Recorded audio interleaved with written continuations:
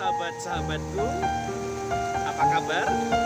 Semoga Anda semua selalu dalam keadaan sehat dan walafiat. Selamat berjumpa dengan saya Romain Toto di dalam permenungan Pelita Jiwa, berkah dalam. Sahabat-sahabatku, di Palestina itu ada dua danau yang cukup besar yang amat terkenal. Yang satu adalah Danau Galilea dan yang kedua adalah danau yang lebih besar yang sering disebut sebagai dengan nama Laut Mati atau Laut Asin. Danau Galilea mendapatkan aliran air yang berpusat atau berhulu di Gunung Hermon yang mengalirkan air menuju ke Danau Galilea itu. Airnya amat jernih, ikan-ikan hidup berkembang begitu banyak. Karenanya dahulu nelayan-nelayan yang dipanggil oleh Tuhan menjadi murid-muridnya, mereka pekerjaannya adalah menjala ikan di Danau Galilea itu. Di sekitar Danau Galilea itu tumbuh subur tanaman yang menghijau. Nah, Danau Galilea kemudian dialirkan airnya melalui Sungai Yordan dan menuju danau yang lebih besar, yaitu Laut Mati atau Laut Asin. Mengapa disebut Laut Mati atau Laut Asin? Karena kadar garamnya terlalu tinggi, maka kadar keasinan pun juga amat sangat tinggi, sehingga tidak seekor pun ikan dapat hidup di laut itu.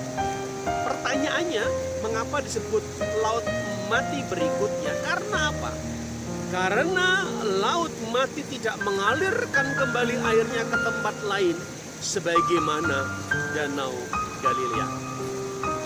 Ada sebuah filosofi dari fenomena ini.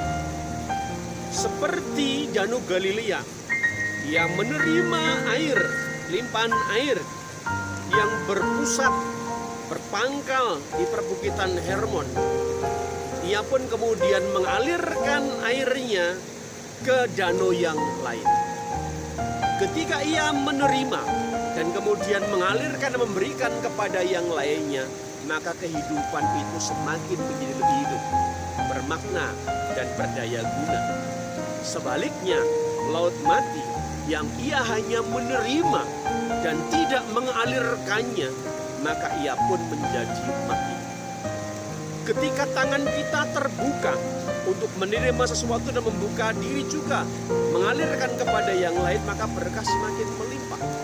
Tetapi ketika kita mengatupkan tangan kita, maka kita pun akan menjadi mati karena tidak bisa memberikan kepada sesama kita.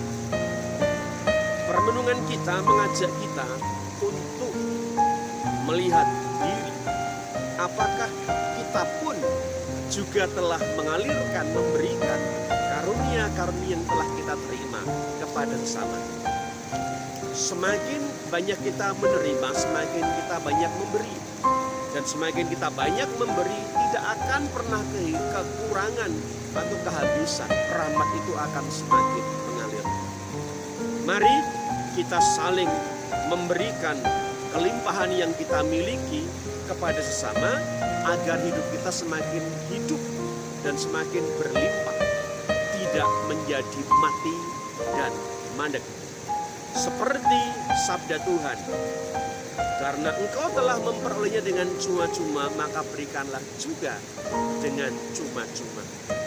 Mari kita hayati hidup ini agar kita pun dapat mengalirkan rahmat pemberian Tuhan itu kepada sesama melalui karya-karya kita sehari-hari. Akhirnya saya Romain Toto undur diri dari hadapan sahabat-sahabat semua. Kita akan berjumpa lagi di dalam renungan selanjutnya. Berkah